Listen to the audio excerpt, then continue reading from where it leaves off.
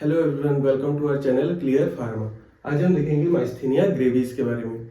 ये एक autoimmune disorder है जहाँ पे हमारे बॉडी में एंटीबॉडीज बनना स्टार्ट हो जाती है और वो हमारे निकोटिनिक रिसेप्टर पे जाके बाइंड करती है। इस कंडीशन में क्या होता है, हमें पता है हमारे जो नर्व्स हैं, जो न्यूरॉन्स है, वहाँ से एसिटाइल कोलिन रिलीज हो रहे हैं। तो एसिटाइल कोलिन आके हमारे रिसेप्टर पे बाइंड करते हैं। मान लेते हैं ये हमारे वेसिकल्स हुए, यहाँ से एसिटाइल कोलिन रिलीज होगा, ये जाके हमारे रिसेप्टर पे बाइंड करते हैं। ये हमारे रिसेप्टर हुए इस टाइप से, निकोटिनिक रिसेप्टर एनएम। ठीक है, ये निकोटिनिक रिसेप्टर है और ये हुए हमारे, ये निकोटिनिक रिसेप्टर हुए, ये नॉर्मल स्केलेटल मसल है हमारे, और ये कोलिन एस्ट्रेज हुए जो कोलिन को, एसिटाइल कोलिन को ब्रेक डाउन कर देते हैं एसिटाइल और कोलिन में। तो ये हमारे नॉर्मल बेसिक फंक्शन होता है। जब एसिटाइल कोलिन आके बाइंड करेगा इन रिसेप्टर पे तो हमारे स्केलेटल मसल में कॉन्ट्रैक्शन प्रोड्यूस होगा। अब माइस्थीनिया ग्रेविस में क्या होता है, यहाँ पे दो टाइप की डिफॉर्मिटीज आनी स्टार्ट होती है। एक तो स्ट्रक्चरल, जैसे इसका मान लेते हैं नॉर्मल स्ट्रक्चर ऐसा है, तो यहाँ पे क्या होता है, जो एबनॉर्मल कंडीशन में ये जो रिसेप्टर के स्ट्रक्चर है ये डिफॉर्म हो जाते हैं। पहले यहाँ पे मल्टीपल रिसेप्टर थे, जैसे यहाँ पे 1 2 3 4 करके मल्टीपल यहाँ पे रिसेप्टर है, बट इन केस में रिसेप्टर 1/3 या उससे भी कम हो जाते हैं, मीन्स 1/3 और लेस। पहले अगर 100 थे तो अब 33 या उससे भी कम रिसेप्टर बच गए। तो यहाँ पे होता क्या एक्चुअली, सबसे पहला स्ट्रक्चर डिफॉर्मिटी आ गई,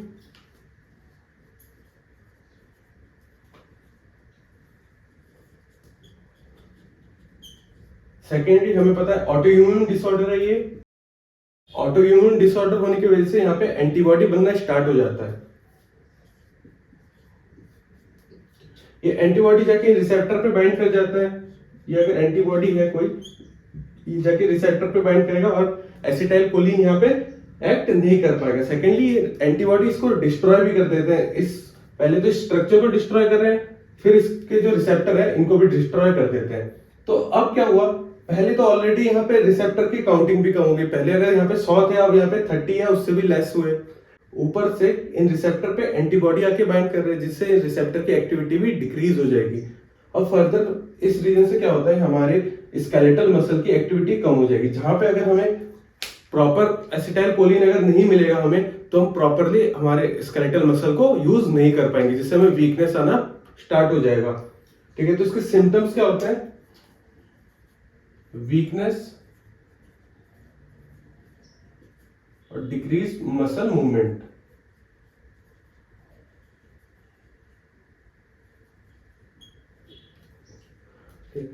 तो अगर हम दोबारा से देखें कि हुआ क्या है यहाँ पे एक्चुअली, तो हमारा जो न्यूरॉन है, न्यूरॉन से एसिटाइल कोलिन रिलीज हुआ। ये नॉर्मल स्ट्रक्चर है हमारे निकोटिनिक रिसेप्टर का, एनएम। ठीक है, तो ये नॉर्मल स्ट्रक्चर है हमारे निकोटिनिक रिसेप्टर का। तो एसिटाइल कोलिन आके बाइंड करेगा हमारे निकोटिनिक रिसेप्टर पे और अपना एक्शन शो करेगा। जो भी इसका प्रोबेबली एक्शन होगा, जो मसल में मूवमेंट है, वो अपना कॉन्ट्रैक्शन करके मसल में मूवमेंट प्रोड्यूस करेगा। इन केस अब नॉर्मल जब होता है तो वहां पे दो टाइप की डिफॉर्मिटीज आती है। पहला स्ट्रक्चरल, ठीक है, यहाँ पे देख सकते हो स्ट्रक्चर इसका बहुत डीप है, मल्टीपल रिसेप्टर है। जबकि जब स्ट्रक्चर डिफॉर्मिटीज आ गई तो यहाँ पे स्ट्रक्चर में ग्रुप्स कम हो गए। ठीक है, जो डेप्थ है वो कम हो गया। सेकंड, यहाँ पे नंबर ऑफ रिसेप्टर भी डिक्रीज हो चुके हैं। ठीक है, इसके अलावा सिंस से ऑटोइम्यून डिसऑर्डर है, तो हमारी बॉडी में एंटीबॉडीज बनना स्टार्ट कर देंगे इन रिसेप्टर के अगेंस्ट और इनको ब्रेक करने लगेगी। अगर यहाँ पे पहले इतने सारे रिसेप्टर थे तो एंटीबॉडी आके यहाँ पे बाइंड किया, यहाँ पे एंटीबॉडी आके बाइंड किया, और यहाँ पे फिर एसिटाइल कोलिन बाइंड नहीं कर पाएगा, क्योंकि यहाँ पे तो एंटीबॉडी बाइंड कर चुका है ना, तो यहाँ पे एसिटाइल कोलिन बाइंड नहीं करेगा। फिर बाद में धीरे धीरे ये एंटीबॉडी इन रिसेप्टर को डैमेज कर देते हैं। अब धीरे धीरे ऐसे करके ये रिसेप्टर की संख्या और भी कम होती रहेगी। तो इसकी वजह से क्या हुआ, हमारा वीकनेस, क्योंकि हमारा एसिटाइल कोलिन वर्क नहीं कर पाएगा और वहां पे वीकनेस आएगा, हमारा मसल प्रॉपर मूवमेंट नहीं हो पाएगा, मसल मूवमेंट भी कम हो जाएगा। तो ये हो गया आपका माइस्थीनिया ग्रेविस। अब देखते हैं इसका डायग्नोसिस कैसे करते हैं। तो सबसे पहले तो है ब्लड टेस्ट। हम हमारे सीरम को टेस्ट करके देख सकते हैं कि हमारे बॉडी में निकोटिनिक रिसेप्टर के लिए कोई एंटीबॉडी तो नहीं बन रहा है। प्रोवोकेशन टेस्ट, इसमें हम डी ट्यूबरकुलोनिन देते हैं। इससे क्या होता है, फर्दर और भी वीकनेस आ जाएगा। अगर किसी पर्सन को माइस्थीनिया ग्रेविस है तो उसको और वीकनेस आ जाएगा, पर अगर नॉर्मल पर्सन है तो उसको वीकनेस नहीं आएगा। कोई दूसरे रीजन की वजह से उसमें वीकनेस हो सकती है, बट वो माइस्थीनिया ग्रेविस की वजह से नहीं है। तो डायग्नोसिस करने के लिए हम डी ट्यूबरकुलोनिन देते हैं। इसके बाद आता है हमारा एम्यूलोरेशन टेस्ट। इसके बाद थर्ड है हमारा एम्यूलोरेशन टेस्ट। यहाँ पे हम एंड्रोफोनियम का इंजेक्शन देते हैं। एंड्रोफोनियम का अगर इंजेक्शन दे तो एंड्रोफोनियम एक कोलिनर्जिक ड्रग है। कोलिनर्जिक ड्रग क्या करेगा, इन रिसेप्टर पे आके बाइंड करेगा और अपनी एक्टिविटी शो करेगा। इसकी एक्टिविटी क्या होगी, मसल को और स्ट्रेंथन करना, अपना पावर को शो करना। मींस एंड्रोफोनियम देने पे जिस पर्सन को माइस्थीनिया ग्रेविस है वहां पे क्या होगा, उसके मसल कॉन्ट्रैक्शन बढ़ जाएगा इस केस में। ठीक है, अगर इन केस किसी पर्सन को माइस्थीनिया ग्रेविस नहीं है, उसको कोलिनर्जिक क्राइसिस है, तो कोलिनर्जिक क्राइसिस में क्या होगा, उसको ऑलरेडी एसिटाइल कोलिन बढ़ा हुआ है और अगर हम ऊपर से और ज्यादा एसिटाइल कोलिन दे तो उस पर्सन को वीकनेस स्टार्ट हो जाएगा। तो दो कंडीशन क्या हुई, या तो उस पर्सन में मसल स्ट्रेंथ आ जाएगा, ठीक है, जिस पर्सन को माइस्थीनिया ग्रेविस है उस पर्सन को या तो मसल में स्ट्रेंथ आ जाएगा, या अगर उस पर्सन में माइस्थीनिया ग्रेविस नहीं है फिर भी हम एंड्रोफोनियम दे रहे हैं तो उसमें और फर्दर वीकनेस स्टार्ट हो जाएगा। तो इस कंडीशन को हम माइस्थीनिया क्राइसिस कहते हैं और इस कंडीशन को हम कोलिनर्जिक क्राइसिस कहते हैं। तो ये आपका हो गया माइस्थीनिया क्राइसिस और कोलिनर्जिक क्राइसिस। अब इसको माइस्थीनिया क्राइसिस और कोलिनर्जिक क्राइसिस क्यों कहते हैं, क्योंकि यहाँ पे माइस्थीनिया ग्रेविस है, ठीक है। जैसे हम कोविड के टाइम में कहते थे कोविड क्राइसिस, मींस कोरोना जब बढ़ रहा है तो उसको कोविड क्राइसिस कहा। तो यहाँ पे जैसे माइस्थीनिया अगर किसी पर्सन को है तो माइस्थीनिया क्राइसिस, और इसको कहेंगे कोलिनर्जिक क्राइसिस। तो क्या कोलिनर्जिक क्राइसिस में एसिटाइल कोलिन क्या बढ़ रहा है, तो इस कंडीशन में ऐसा ही होता है कि मान लेते किसी पर्सन को ऑलरेडी एसिटाइल कोलिन बढ़ रहा है, ठीक है, प्रॉपर नॉर्मल इंसान है, उसमें अगर एसिटाइल कोलिन बढ़ेगा तो उसका लगातार कंटिन्यूअस हमारे स्केलेटल मसल में कॉन्ट्रैक्शन और रिलैक्सेशन होगा। फॉर एग्जांपल मान लेते हैं हम अगर जिम में जाए और कोई डंबल को कंटिन्यूअस अप और डाउन करते हैं तो स्टार्टिंग में तो 10-15 सही है, फिर धीरे धीरे उससे ऊपर जाएंगे तो और मसल में वीकनेस आने लगेगी। पर अगर किसी पर्सन को 100 टाइम्स डंबल को ऊपर नीचे करने को दिया जाए तो वहां पे क्या होगा, उसको और ज्यादा वीकनेस आएगी।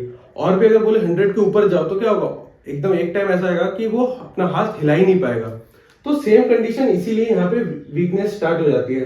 किसी पर्सन को ऑलरेडी वो वीक है due to cholinergic crisis, means उसका एसिटाइल कोलिन इतना बड़ा हुआ है कि उसकी बॉडी में शेकिंग हो रही है। कभी कभी आपने देखा होगा कुछ लोगों के हाथ हिलते रहते हैं, बॉडी हिलती रहती है, तो वहां पे क्या होता है, एसिटाइल कोलिन उन पर्सन का बड़ा रहता है, तो उसका बॉडी ऑलरेडी हिल रहा है और धीरे धीरे एक टाइम बाद उसके हाथ पैर में कमजोरी आ जाएगी।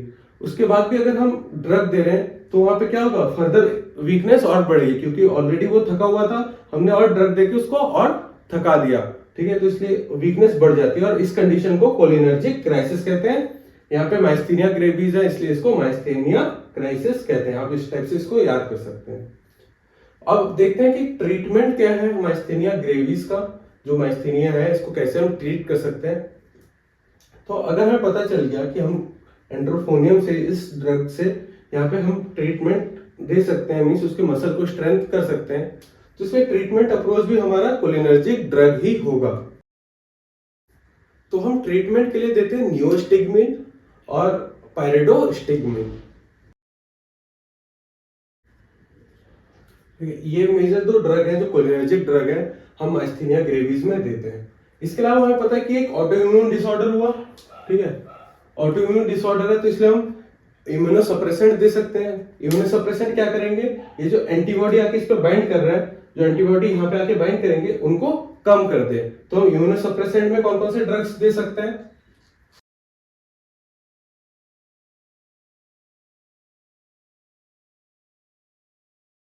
तो स्टार्टिंग में कोलिनर्जिक ड्रग दे रहे हैं, वो हो गया नियोस्टिग्मिन और पायरिडोस्टिग्मिन।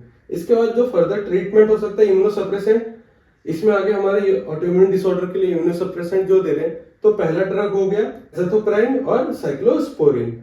तो ये दो ड्रग हो गए इम्यूनोसप्रेसेंट पे। इसके अलावा हमें पता है कि हमारे सीरम में, हमारे प्लाज्मा में ऑलरेडी एंटीबॉडीज मौजूद है। इन केस अगर हम एंटीबॉडीज को रिमूव कर दे प्लाज्मा से, इस प्लाज्मोफेरेसिस एक टेक्निक है जहां पे हमारे प्लाज्मा को फिल्टर किया जाता है और वहां से एंटीबॉडी निकाल दिया जाता है। प्लाज्मोफेरेसिस में क्या होगा, हमारे बॉडी से जो सारा प्लाज्मा निकाल के उसको फिल्टर करेंगे और हमारे सारे एंटीबॉडीज वहां से बाहर निकाल देंगे। इसके बाद आता है थाइमेक्टोमी।